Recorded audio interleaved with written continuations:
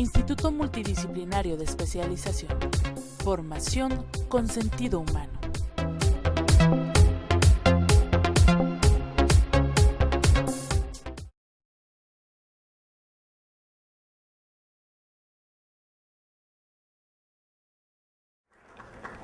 Buenos días a todas y todos. ¿Cuántos de ustedes tienen aquí un móvil, un celular? ¿Cuántos tienen el celular? ¿Cuántos tienen una tableta, un iPad o un utensilio de este tipo?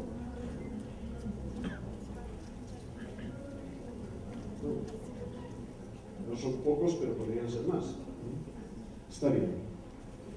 De eso vamos a hablar, de qué significa el mundo de las comunicaciones hoy en día desde el punto de vista del aprendizaje y cómo todo esto nos cambia un poco la perspectiva de lo que eran las escuelas y las universidades hace unos años a cómo hoy se plantea el tema.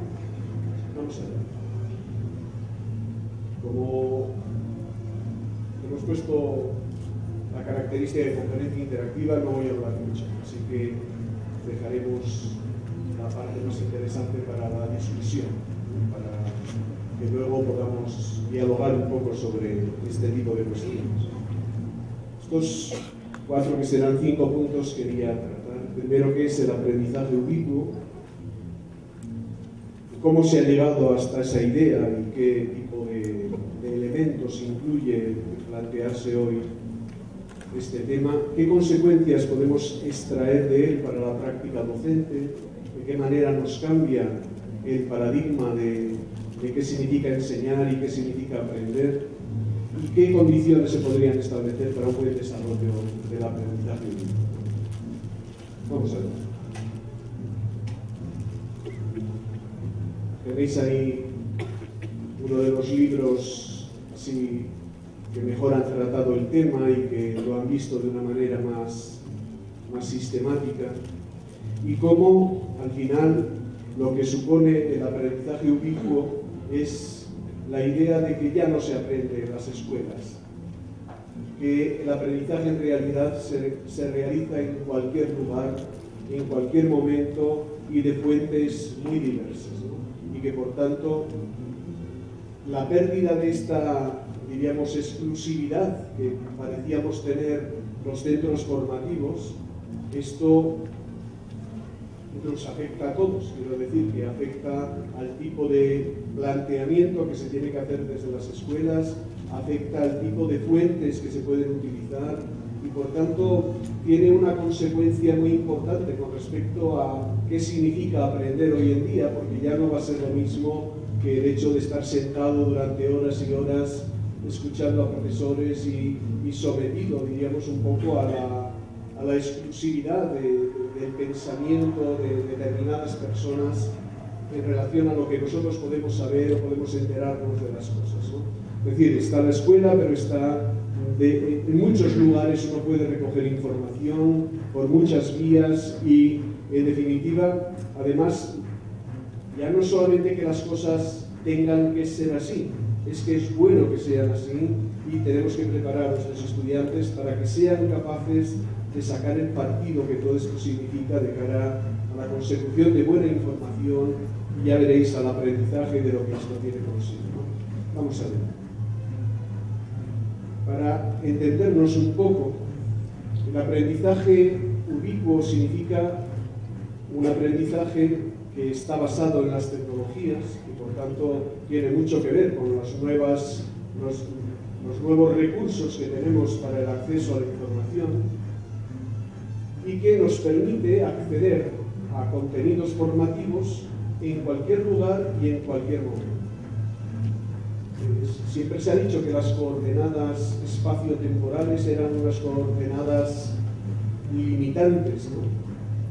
Hay muchos sujetos, por eso nació la educación a distancia, porque hay muchos sujetos que no tienen condiciones para poderse desplazar a espacios determinados y en momentos determinados para poder hacer su curso, para poder hacer su proceso formativo, ¿no? Lo que permite el aprendizaje ubicuo es que desde cualquier lugar yo pueda acceder a contenidos formativos y esto de alguna manera pues me permita, diríamos, superar estas barreras del tiempo y del espacio, en este sentido también de los proveedores de información, es decir, que no solamente puedo acceder a información desde cualquier lugar, sino que puedo acceder a fuentes de información muy diferentes y con características muy particulares en ese sentido. Y por tanto es un conjunto de oportunidades formativas, ya digo, que se apoya en la tecnología móvil, de ahí a venir, ya veréis que hay todo un proceso por el que se ha llegado hasta aquí, y que el tema del lugar y el tiempo es seguramente la condición más interesante que aporta, ¿no? el poder salvar esta doble limitante. Vamos a ver.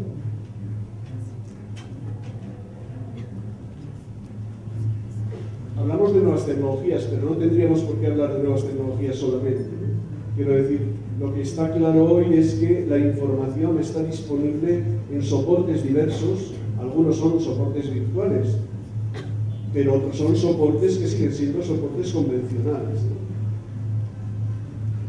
Que, ¿cómo decir? La educación más tradicional ha hecho, diríamos, un uso insuficiente de las fuentes de información disponibles en cada momento. Las escuelas están muy acostumbradas a trabajar con manuales, con libros de texto, y que este sea el libro básico de trabajo, como si efectivamente el libro de texto no permitiera otro tipo de acceso a la información. Pero incluso en las universidades, o bien los libros de texto, o bien los apuntes que se toman de lo que van diciendo los profesores, acaba siendo la fuente de información prioritaria, y no debería ser así. Las propias universidades tienen otras muchas fuentes de información y permiten el acceso a otras fuentes de información presentes o accesibles, ¿no? Y esta riqueza es la que el aprendizaje ubicuo nos empieza a resaltar, ¿no? No tenemos por qué formarnos estrictamente con materiales, diríamos, únicos, porque esto genera un tipo de pensamiento muy convergente, muy pobre, desde el punto de vista de la riqueza informativa en la que nos podemos mover, ¿no? En cambio, el problema está en que hay que ir a buscar esa información, pero lo que antes era muy difícil, para ir a buscar documentos a una biblioteca central o para buscar revistas que a lo mejor uno no las tiene disponibles cerca de sí. Ahora el acceso es lo que más se ha facilitado y por tanto ese tipo de cuestiones tampoco son tan limitantes. Pero insistiendo en esto, y es lo que quiero revisar a lo largo de este poco tiempo que os hablaré, es que esto, desde el punto de vista cognitivo, supone un tipo de aproximación a la realidad muy diferente. Si yo las cosas que estudio, las estudio a través de un libro de texto es un material que se supone está escrito por un personaje que domina ese tema, alguien, un especialista que domina el tema, y que por tanto mi relación con un libro de texto, mi relación como estudiante con un libro de texto, es una relación muy subordinada. Es decir, yo a un libro de texto no le puedo discutir, porque el tipo que ha hecho el libro de texto es un especialista en matemáticas o en ciencias o en arte. No me queda más remedio, es decir, mi relación con el libro de texto es aprenderme lo que dice el libro de texto. Pero si yo entro en la Wikipedia y leo una cosa, digo, esto lo ha escrito un cantamañanas que no sabe nada de esto. Es decir, yo ya no me creo lo que me dice la Wikipedia. Y por tanto ya no tengo esa relación de subordinación con respecto a un texto o a un artículo que veo en la Wikipedia. Que es lo mismo que si yo trabajo en clase con mis estudiantes con periódicos, por ejemplo. Todos sabemos que los periodistas cuentan lo que les da la gana. Por tanto, no tengo por qué creerme lo que me dice un periodista. Yo lo que me plantearé será una hipótesis de, hombre, tengo que contrastar esto que me dice el periodista, porque a saber qué me está contando este periodista en este periódico, que puede ser de derechas o de izquierdas o de lo que sea, y por tanto esa aproximación cognitiva es una aproximación muy diferente según el tipo de información que yo esté utilizando y según la connotación que yo haga de ese tipo de información. Y por tanto, mi protagonismo va a ser muy diferente de si a mí lo que me dan son libros de texto o lo que me dan son las notas que yo he tomado de un profesor que a veces no me permite que le discuta las cosas que dice, pues entonces ahí la única opción que tengo es aprenderme esto y entenderlo bien y aprendérmelo. Con lo otro lo que tengo que hacer es ir contrastando, ir como componiendo el puzzle de lo que va a ser al final mi pensamiento y lo que yo voy a entender, voy a creerme de esas cosas que me van diciendo. Con lo cual es un tipo de pensamiento mucho más rico cognitivamente desde el punto de vista del proceso que un aprendiz puede seguir, ¿cierto? Que me puede llevar más tiempo, cierto que puedo llegar a consecuencias o a conclusiones que puede que no sean tan directas o tan positivas, es decir, que a lo mejor doy un recorrido para llegar al mismo sitio que ya me lo decía el libro de texto en la página 2, es decir, yo para llegar ahí he tenido que hacer un gran recorrido, pero en el fondo cognitivamente esto es lo que me ayudará a que después cuando tenga que construir otros conocimientos que no están en un libro, yo pues sepa cómo construirlos y sepa cómo contrastar distintas fuentes y cómo ir haciéndome con mi propio pensamiento, ¿no? Y esto es lo que la riqueza de las fuentes y de la información y de los procesos formativos con distintos elementos es lo que me va a permitir. Es decir, que partimos de la idea de que la información está muy diseminada y que podemos acceder a ella en distintos lugares, esto es la ubicuidad, y a través de distintos mecanismos de acceso. En el fondo, lo que la tecnología nos facilita es justamente eso, el acceso. Yo puedo acceder a informaciones distintas de una manera fácil y que hoy ya no es compleja, ¿no? Por eso se dice que ha habido una gran democratización tecnológica, ¿no? Se han multiplicado por 10 o por 12 en los últimos 5 o 6 años el número de tabletas que se han vendido, el número de dispositivos, de e-books, de elementos a los que pueda tener acceso. Quiero decir que efectivamente todavía no todo el mundo tiene un acceso fácil a esto, pero cada vez va siendo más común que todo el mundo pueda acceder, ¿no? Ya hay muchas escuelas donde los niños van todos con su tableta y esto ha tenido consecuencias también interesantes, ¿no? De niños cargando con 11 o 12 kilos de libros en su espalda, ahora ya con los carritos de la compra que los llevan, a irse con una tablet al colegio que pesa 700 gramos, pues hay una diferencia bastante importante, ¿no? Quiero decir que también en ese sentido las posibilidades que esto ofrece son interesantes, ¿no? Vamos a ver. Pero el aprendizaje ubicuo presenta otras características pedagógicas muchísimo más interesantes todavía que esta. Es cierto que lo que nos va a permitir es adquirir conocimiento y por tanto que yo vaya construyendo mi conocimiento y, como decía, con distintas fuentes, en distintos momentos, etc. Pero hay otras dos características del conocimiento que son de este tipo de conocimiento que cuando se hace bien nos permiten otro tipo de funciones, es decir, compartir el conocimiento con los colegas. Ya el conocimiento que voy poseyendo no es solamente de los sabios o de los inteligentes, es de colegas míos que van subiendo sus trabajos a Internet. En España tenemos el Rincón del Vago. Bueno, decir en España no es nada, porque está disponible en cualquier parte del mundo. De habla hispánica, pero supongo que otros tienen otros rincones parecidos. Y en el Rincón del Vago yo puedo encontrar trabajos de cualquier tipo y sobre cualquier tema que me pidan a mí hacer en las escuelas, ¿no? Es decir, esa costumbre, que esta es otra de las actitudes importantes de este tipo de aprendizaje, de subir lo que yo voy haciendo, de ponerlo a disposición de mis colegas, esto es una parte importantísima, ¿no? De manera tal que ya no es ese aprendizaje individual que yo realizo en un contexto muy particular y del que me beneficio yo y que hago un trabajo que luego lo tiro a la papelera porque una vez que lo ha mirado el profesor ya no sirve para nada.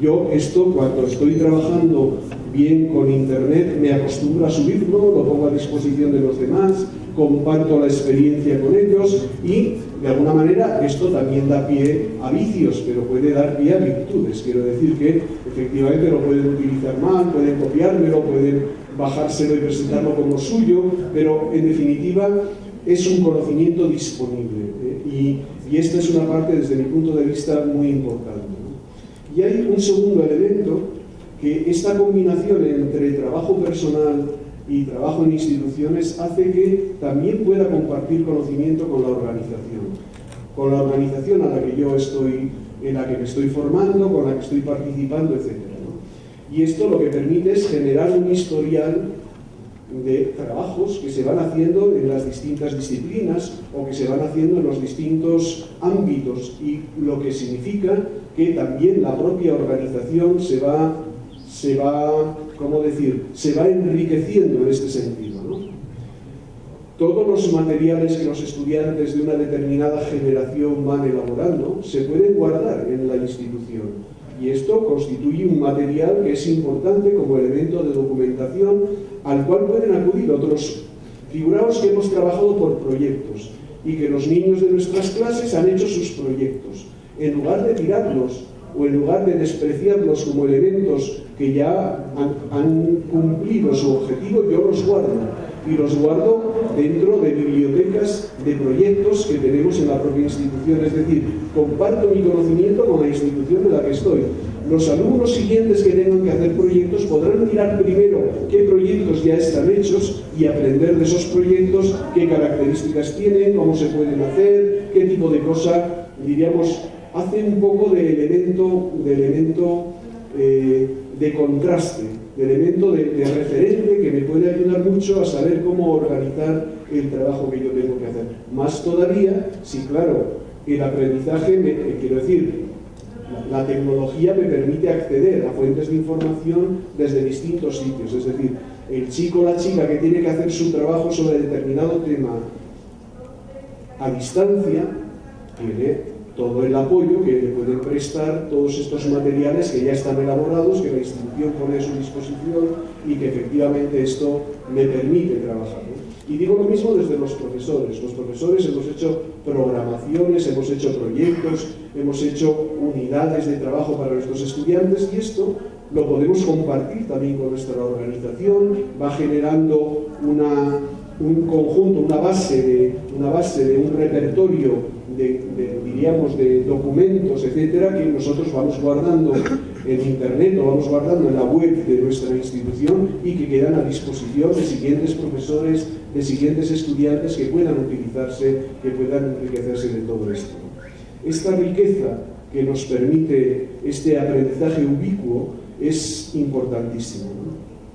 Figuraos de la gente que no puede asistir habitualmente a clase, o que durante un periodo de tiempo pues no tiene posibilidades de asistir porque ha estado enfermo, porque ha tenido un hijo, porque tiene a su padre que está muy mal y que tiene que atenderlo. Bien, no puede venir a la clase físicamente, pero si estos profesores graban sus clases y las suben a la página web de la escuela, esta persona desde su casa puede recibir la misma información que han recibido los estudiantes que estaban en el colegio, ¿no? De manera tal que muchas de las dificultades que a veces tenemos para poder acceder a determinado tipo de conocimientos, y antes quien se perdía una clase ya se perdía un tema y ya no sabía cómo poder resolver esta circunstancia, no tiene por qué suceder esto, porque ahora, diríamos, tenemos muchas posibilidades de que todo este conjunto, ya digo, de este compartir el conocimiento con mi organización o con la institución en la que trabajo, puede facilitar que todo el mundo se beneficie de las cosas que se han ido haciendo, de los productos que se han ido haciendo, ¿no? Vamos a ver, no, perdón. Y ahora ahí tenéis dos preguntas para vosotros. Es decir, no sé muy bien hasta qué punto estáis acostumbrados a hacer esto, ¿no? Y la pregunta es, ¿en qué se han beneficiado vuestros compañeros de los trabajos que habéis hecho hasta ahora? Es decir, ¿están en algún sitio esos trabajos que vosotros a título individual habéis tenido que presentar en las materias? Pues seguramente en muchos casos no, porque no estamos acostumbrados a esto. Ya digo, no es solamente un problema técnico, es un problema actitudinal. Es decir, yo hago mi trabajo y no tengo ningún inconveniente en que mis trabajos estén a disposición de los demás para que también vayamos aprendiendo, y yo aprenderé lo que otros han podido hacer al respecto, ¿no? Y digo lo mismo de la organización. Para los que tengáis relación con el IME, ¿En qué se ha beneficiado el INE de los trabajos que han ido haciendo, las distintas promociones de maestrías, de doctorado, las tesis doctorales que se hayan podido hacer, etcétera? ¿En qué se beneficia? ¿En qué se beneficia el INE de los conferenciantes que ha traído, de las personas que han venido aquí y han dado su determinada aportación? Pues todo esto es un tipo de conocimiento que puede estar disponible para todos, que se puede acceder a él desde cualquier comunidad indígena para enterarse de qué es lo que se ha trabajado, de qué tipo de cosa se ha visto, ¿no? Por eso digo que es cierto que lo que se ha facilitado es el acceso, pero el objetivo tiene que ser que se construya una nueva cultura, diríamos, del compartir conocimiento, del poner a disposición de los demás lo que yo voy haciendo, de ser capaz de beneficiarme a mi vez de lo que otros están haciendo. Es decir, es un mundo distinto el que empieza a poderse pergeñar a través de las tecnologías. No es solamente un aparato que sirve para cosas extrañas, sino que debería servir para que todos pudiéramos de alguna manera ir avanzando en esto. Y ya se va haciendo en muchos ámbitos, ¿no? Cualquier médico que tenga un problema médico con cualquier tipo de enfermedad puede acudir a Internet y seguro que va a encontrar experiencias de otros colegas, propuestas que han puesto, análisis, protocolos terapéuticos, es decir, elementos que le van a ayudar a poder afrontar ese caso que tiene y que a lo mejor está en un territorio donde no tiene muchos recursos para poder enterarse de esto y poder saberlo efectivamente en pocos segundos qué tipo de cosa podría hacer, ir construyendo a partir de ahí lo que él pretende hacer, ¿no? Es decir, las tres cosas son importantes en el aprendizaje ubíquo, que podemos adquirir conocimiento, pero para que esto suceda, claro, tenemos que estar en condiciones de compartir el conocimiento que tenemos con los demás y que las instituciones hagan este papel de receptoras, de coordinadoras, de depositadoras del conocimiento que en su seno se va produciendo.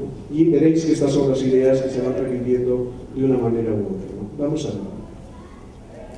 ¿Cómo se ha llegado hasta esta idea? Pues como veis, el concepto se debe a Mark Weiser, que empezó a hablar del ubiquitous computing, ¿no? Y que al final era cómo la informática se había metido en todos los campos de la vida, que estaba en cualquier ámbito de la vida. Hoy es difícil pensar cualquier profesión, es difícil pensar cualquier tipo de escenario en el que la informática no esté jugando un papel fundamental. Y así del e-learning, que era el aprendizaje a través de la electrónica, se pasó al mobile learning, al m-learning, que era el uso de los móviles, de los celulares, de todos los aparatos, etcétera, hasta el ubiquitous learning, que es ya el aprendizaje, diríamos, disponible en cualquier espacio y a través de los distintos recursos, ¿no? Es decir, siempre como la tecnología ha ido abriendo cada vez más los campos hasta, quiero decir, no solamente como aspecto técnico, sino ya veis que como aspecto actitudinal y como forma, diríamos, de ver el mundo de otra manera y de ver el conocimiento de otra manera. Vamos a ver. Bien.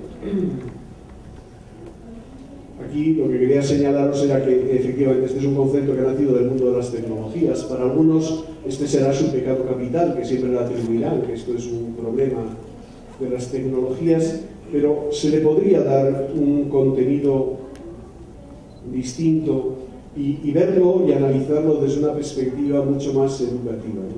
¿Qué puede significar desde el punto de vista educativo este ubiquitous learning, ¿no? Este hacer ver el aprendizaje en cualquier lugar, en cualquier espacio, ¿no? Por tanto, por ejemplo, desde el punto de vista de las escuelas, ver que se puede aprender de cualquier cosa que tengamos delante en la vida, ¿no? Y que no solamente se aprende de los libros de texto, no hay una fuente determinada de donde tengamos que extraer el conocimiento, que era lo que la escuela había pervertido al final, ¿no? De que la información únicamente me venía de los manuales o de las voces de mis profesores, ¿no? Y por tanto la cotidianidad es todo un conjunto de situaciones en las cuales yo voy aprendiendo cosas, ¿no? Y puedo ir enriqueciéndome en cualquiera, es decir, que las oportunidades para aprender están distribuidas también por todas partes, son ubicuas y yo las puedo encontrar en cualquier tipo de situación.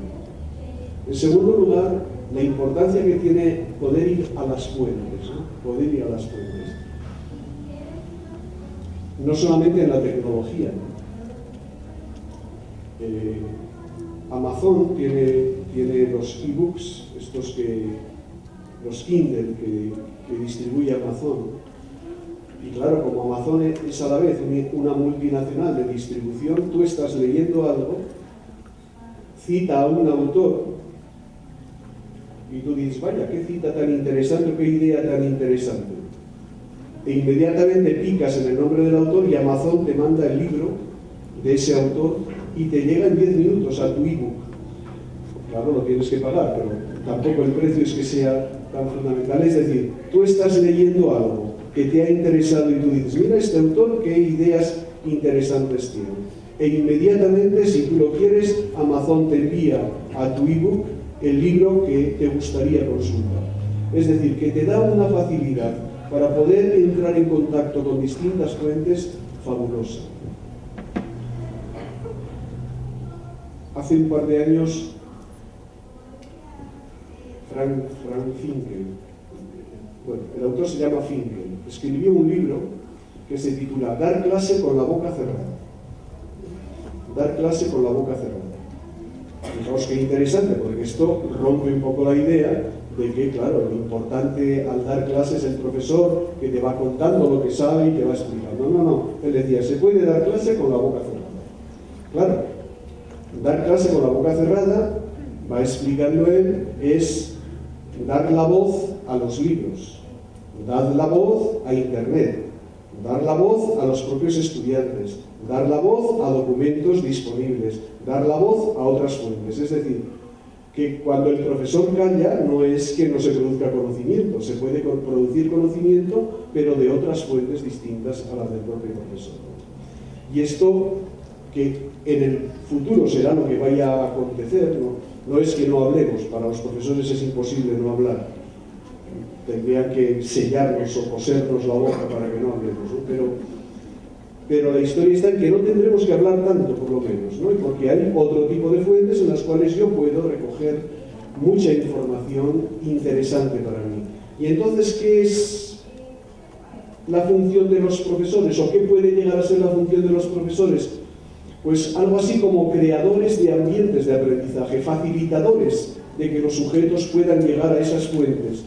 Y lo que tienen que preparar a sus estudiantes es para que sean capaces de llegar a esas fuentes, de poder utilizar bien esa información y de ir construyendo su propio conocimiento desde esa perspectiva.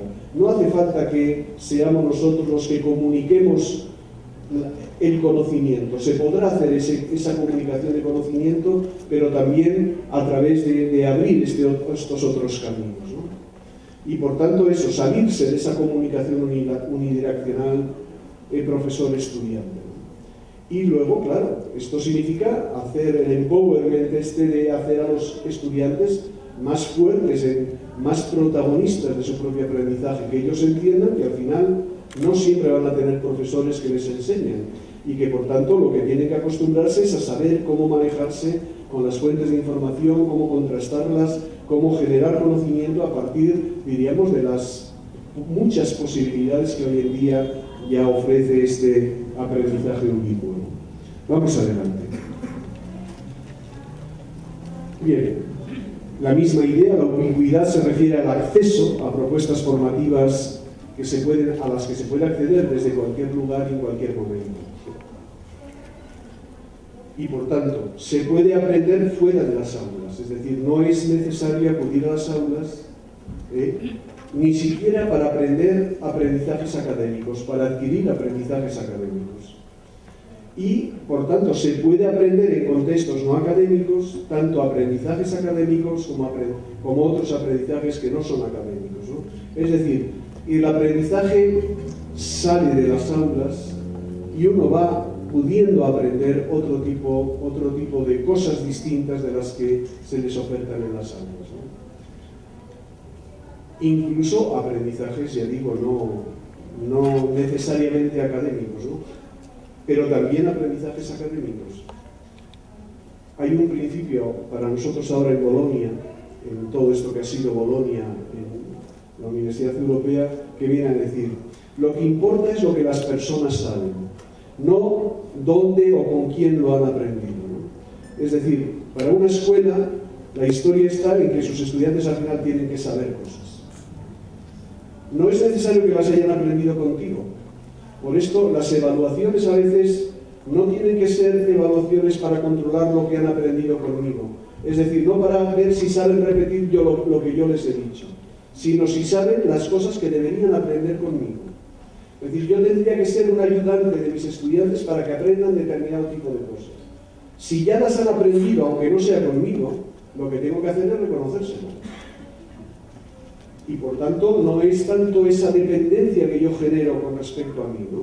Sino que yo les ayudaré a aprender las cosas que tienen que aprender. Y en ese sentido, bueno, pues pueden aprenderlas conmigo, pueden aprenderlas al margen de mí. La cuestión es, y por tanto el aprendizaje ya no se hace tan dependiente de los profesores, de que vayan a decir o a pensar lo mismo que yo pienso o a hacer las cosas de la misma manera que yo las hago, ¿no? Sino que realmente se vayan formando en el ámbito de competencias, de conocimientos, etcétera, que yo debo cubrir con mi materia, ¿no? Vamos a ver. ¿Qué consecuencias podemos extraer del Vicus Learning para la práctica docente? Primero, el lifelong learning, es decir, al final la formación es algo que se va a producir a lo largo de toda la vida. Lo que tengo es que saber cómo manejarme con recursos que de alguna manera me sirvan. Y me sirvan no solamente en mi periodo escolar, sino que me sirvan también en otros momentos, ¿no? Esto hay que aprenderlo, quiero decir, esto a veces nos parece que es fácil de obtener, pero no es nada fácil de obtener, ni para estudiantes ni para profesores. Es decir, el acudir de una manera sistemática al Google y creerse todo lo que el Google cuenta o a la Wikipedia, pues a veces sirve y a veces no sirve. Uno tiene que saber cómo contrastar la información que se va teniendo, ¿no? Y pasa lo mismo cuando uno entra en la prensa a través de Internet y lee una noticia y se cree esa noticia. Pues claro, no, porque no está bien formado. Esto no es... Estamos formados en el contexto de aprender con libros de texto, donde efectivamente los autores del libro de texto no te iban a mentir, no te iban a engañar, no te iban a decir una cosa por otra, pero este tipo de aproximación a informaciones no la puedo hacer si yo entro en Internet, porque en Internet no voy a encontrar cualquier tipo de cosa, cualquier tipo de cosa. Y por tanto, puede suceder que yo entre a Internet, me aparezca un artículo donde me están contando qué ha pasado en un determinado país y yo me lo crea, pero esa pueda ser una versión muy sesgada y desde luego si es del periódico yo pensaré que en ese país están como la imagen que tenemos en España de México, de que aquí estáis todos los días a balacera limpia en cada barrio y que todos son contrabandistas y que todos son narcotraficantes y que tal, y uno viene aquí y le dice, bueno, pues esto, claro, si tú lees la primera página de algunos periódicos sensacionalistas, te vas a quedar con esa idea y al final no construyes una imagen correcta de lo que está sucediendo, ¿no? Y esta es un poco la primera consecuencia. El lifelong learning va a significar que voy a tener que ser capaz de manejarme con las informaciones y de tenerlas que contrastar, porque son informaciones con visiones parciales. Esto los médicos le tienen un miedo horrible a que sus pacientes entren en Internet para ver qué es su enfermedad, porque claro, se van a encontrar con mensajes de Internet que no tienen nada que ver con la enfermedad, con algunas cosas muy dramáticas de que se mueren en 3 meses o de que no sé cuántos, y que efectivamente te dan una imagen de lo que te está pasando terrible, ¿no? Y por tanto, claro, cuando uno no tiene suficientes mecanismos para poder contrastar unas cosas con otras, esto es lo que tenemos que aprender en este mundo, diríamos, del aprendizaje a través de otras fuentes. Una nueva idea de docencia, esto de crear ambientes de aprendizaje. Por tanto, lo que tenemos que facilitar a nuestros estudiantes es muchas fuentes de información, que puedan acceder a muchas fuentes, ¿no? Esto también nos cambiará un poco la ética profesional de algunos, ¿no? Que tratan de defender su idea. Y si yo tengo una idea de la historia, defiendo mi idea de la historia. Y no quiero que mis estudiantes lean otros libros que dicen lo contrario de lo que yo pienso. Aquí debería ser al contrario, abrir fuentes para que cada uno pueda ir construyendo su propia idea sobre la política, sobre la religión, sobre las cuestiones epistemológicas de las distintas materias, sobre todo aquello que pueda ser interesante para cada uno, porque efectivamente la riqueza de fuentes nos permite irnos formando en otros contextos distintos y con otras percepciones distintas a las que puedan tener nuestros profesores. Hay una cosa que se llama la formación de segundo nivel, y que esto es lo que estamos empleando con los profesores, por ejemplo. La formación de segundo nivel significa que el protagonista de la formación es el propio formando, el propio docente en este caso. Ir a un curso, si yo voy a una maestría, si yo voy a un doctorado, el protagonista de la formación no soy yo. Yo me inscribo en una maestría y tendré que trabajar lo que la maestría ha prescrito, los cursos que están en la maestría y las cosas que me digan en la maestría, pero esto me puede interesar o me puede no interesar. Si yo tengo una factoría de recursos con muchas unidades formativas sobre temas muy diferentes, soy yo quien escoge qué temas son los que me interesan trabajar. Y al final me voy trabajando, me voy especializando en aquel tipo de cosas que a mí me interesa trabajar, ¿no? Y esto es lo que llamamos formación de segundo nivel, cuando los sujetos, además con toda esta facilidad que te da el aprendizaje ubicuo, que yo desde cualquier lugar y en cualquier momento puedo acceder a programas de formación, a contenidos de información que son de interés para mí, y que no tengo por qué someterme a lo que una institución ha decidido que va a ser la maestría o ha decidido que va a ser un determinado curso de doctorado que me va a llevar determinado tipo de tiempo. No quita una cosa con la otra, tampoco son incompatibles. Yo puedo estar deseoso de tener una maestría, de tener un doctorado, y esto me viene muy bien porque tiene un reconocimiento público, tiene una mejora de salario, tiene una promoción profesional, y efectivamente esto es lo que tenemos que hacer todo el mundo, pero también por eso se llama de segundo nivel, es cuando ya la cosa depende de mí, ya no lo hago tanto por el título que esto me pueda dar, aunque también hay sistemas de acreditación a este respecto, sino por lo que a mí me puede aportar de interés al tipo de formación que yo estoy interesada en realizar, ¿no? Y luego que, claro, trabajar desde una perspectiva del aprendizaje ubicuo significa generar nuevas competencias en el aprendizaje. Ya no es tanto un problema solamente de comprender las cosas que se me dicen, sino que es un problema de contrastar, de buscar fuentes alternativas, de aprender en un proceso de generación de hipótesis. Es decir, la primera información que he tenido es esta, pero tengo que comprobar si esta información es correcta o no es correcta.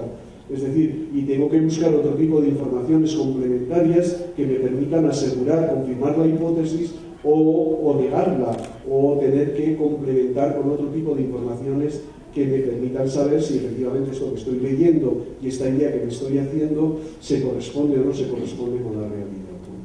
Por tanto, también el proceso de aprendizaje es un proceso diferente. No es solamente un proceso de acumulación de informaciones, porque informaciones hay millones en la red y en los sitios donde podamos ir, sino la capacidad de ir construyendo hipótesis y de ir, diríamos, generando un conocimiento como ese contraste, que es al final un proceso de investigación, es decir, la creación de conocimiento como un proceso de investigación a través de fuentes y de informaciones complementarias que se van, diríamos, reajustando unas con otras, ¿no? Siguiente diapositiva. Y hay una serie de condiciones que se señalan como importantes para que todo esto funcione, ¿no? Primero es lo de la accesibilidad. Efectivamente, los conocimientos tienen que ser accesibles, y tienen que ser accesibles en formatos que no me exijan una gran tecnología, ¿no? Un ancho de banda desmesurado, un tipo de, diríamos, de avances en los softwares que a veces no están disponibles, ¿no? Es decir, que sean accesibles desde cualquier lugar, ¿no? Segundo lugar, la permanencia. La no permanencia o la escasa permanencia de los elementos es un problema, pero la excesiva permanencia de los elementos es otro problema. Es decir, uno se puede encontrar con informaciones, a mí me pasa constantemente con los currícula, con los currículum vitae míos que sacan de internet, porque algunos los sacan de hace 25 años y porque no sacan la fotografía, si no yo estaría con pelo, estaría más delgado, estaría magnífico, pero claro, las cosas que cuentan no tienen nada que ver con lo que uno hace en la actualidad o el tipo de cosas que ha hecho, ¿no? Entonces, esa permanencia, claro, se exige una cierta permanencia para que yo la información la pueda ir manejando y la pueda ir estableciendo, pero no puede ser mucha tampoco para que las cosas se vayan renovando, ¿no? La colaboración, ya digo, es rica, el aprendizaje ubicuo es rico en la medida en que participamos muchos en la red y se puede disponer de mucha información, diríamos, horizontal en la red, que es lo que permite ir generando este tipo de cosas, ¿no? Por tanto, también tiene mucho de componente actitudinal y de componente de colaboración en este sentido, ¿no? La continuidad que tiene que ser, claro, esto uno no lo aprende en un momento y luego se le olvida, sino que uno se va acostumbrando y va generando esa competencia y la va reafirmando y va siendo como un estilo de vida, un estilo de aprendizaje que se va desarrollando, ¿no? Y la naturalidad, que esto lo tiene uno que ver como parte ordinaria de su vida, quiero decir, ya forma parte, no es que lo tengamos que convertir en una historia compleja. Es decir, si yo quiero hacer una comida en mi casa y no sé cómo se hace el conejo al mole poblano, pues entro en internet y lo miro y ya tengo una receta o 300 recetas de conejo al mole poblano. Quiero decir y ya forma parte de nuestra vida, y si tengo que buscar o quiero ir al cine y no sé qué películas echan en determinado cine, entro en internet y lo miro y ya lo tengo. Es decir, y lo mismo que forma parte de nuestra vida cotidiana, pues tiene que formar parte de nuestra vida de aprendizaje. Es decir, yo voy aprendiendo sobre cosas y lo voy aprendiendo sobre la marcha, pero claro, es un tipo de aprendizaje como cuando uno ya desarrolla un tipo de actividad para la que está bien formado y que en realidad ya tiene una serie de mecanismos que uno sabe, de salvaguardias que uno tiene que aplicar en ese sentido, ¿no? Y al final esa posibilidad de aprender en cada momento de la vida pues está muy cercana a tener esta información, a saber cómo manejarse con ella, a saber cómo interpretarla, cómo contrastarla, etcétera, etcétera. Vamos a ver, y ya acabamos. ¿Qué problemas trae el aprendizaje ubicuo? Ningún avance se produce sin problemas en este sentido, ¿no? Es cierto que se libera el aprendizaje de una serie de ataduras, pero se generan otras ataduras. Uno tiene que tener un computador, porque uno sin computador ya no es nadie.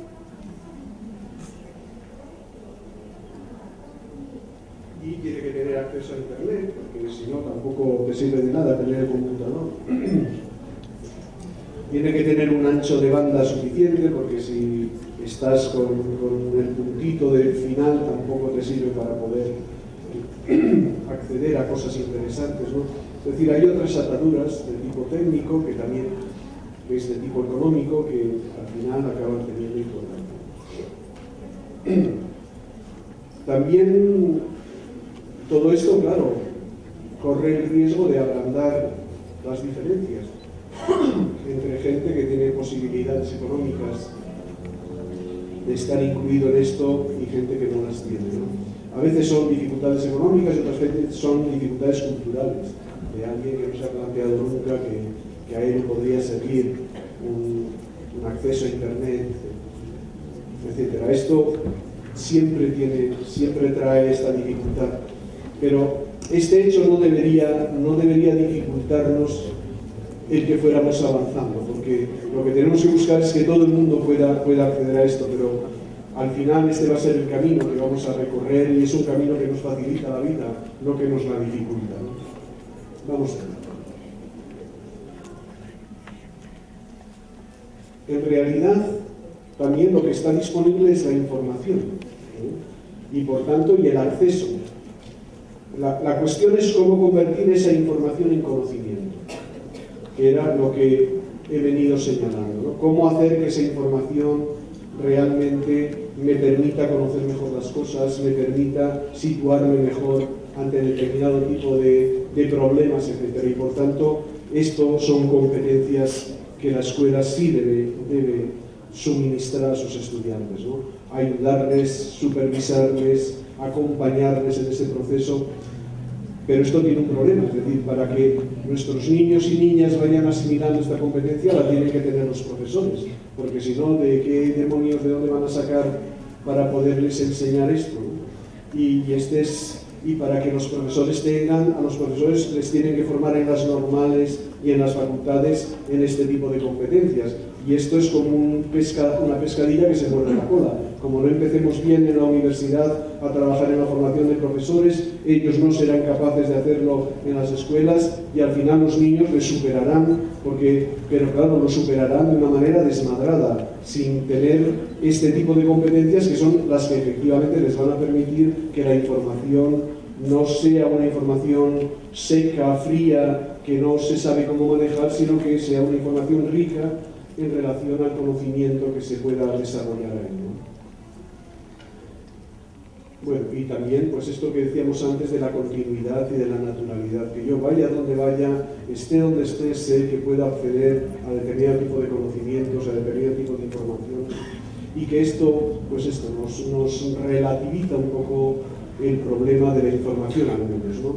No tengo que estar cargando con libros, no tengo que estar cargando con informaciones, porque todo esto lo puedo tener en la nube o puedo acceder a él desde distintos lugares, ¿no?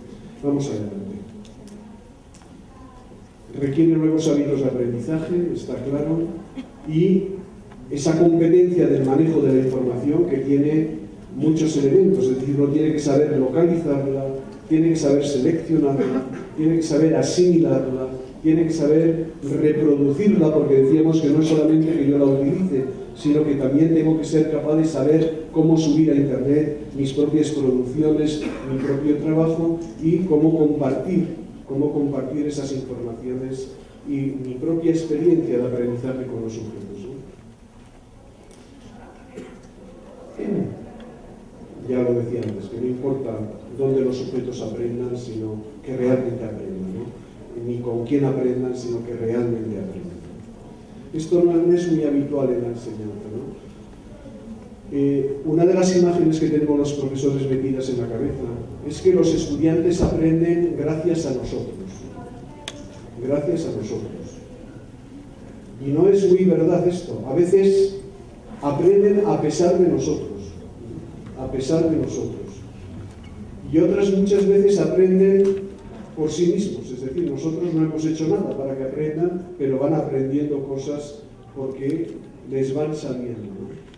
Y efectivamente, no es tan necesaria la presencia del profesor como comunicador, es mucho más necesaria la presencia del profesor como gestionador, como supervisor de los procesos de aprendizaje que hacen los estudiantes, ¿no? Vamos a ver.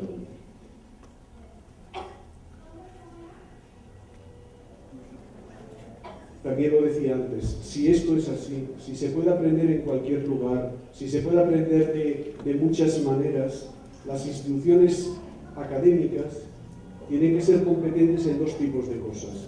En suministrar información, también ellas, al final, esa es su función, pero también en acreditar formación que se ha obtenido fuera de la propia institución, Y pues, por ejemplo, uno de los programas muy importantes que ha habido en España y en Europa en general en estos últimos años ha sido cómo acreditar la experiencia laboral de los trabajadores.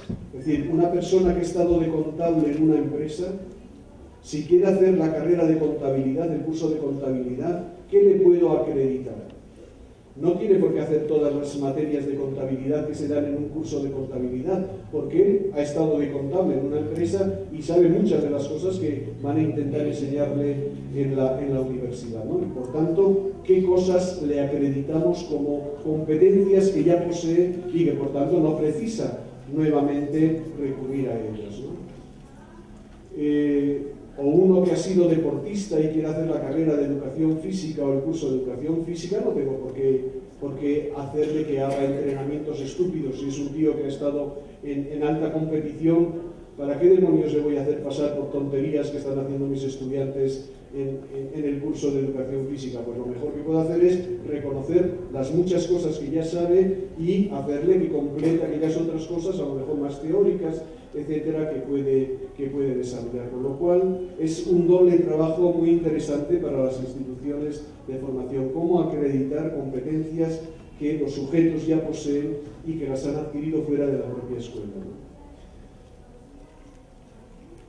Las propias instituciones de formación deberíamos preocuparnos de ir generando procesos formativos o propuestas formativas que sean accesibles desde distintos lugares, ¿no?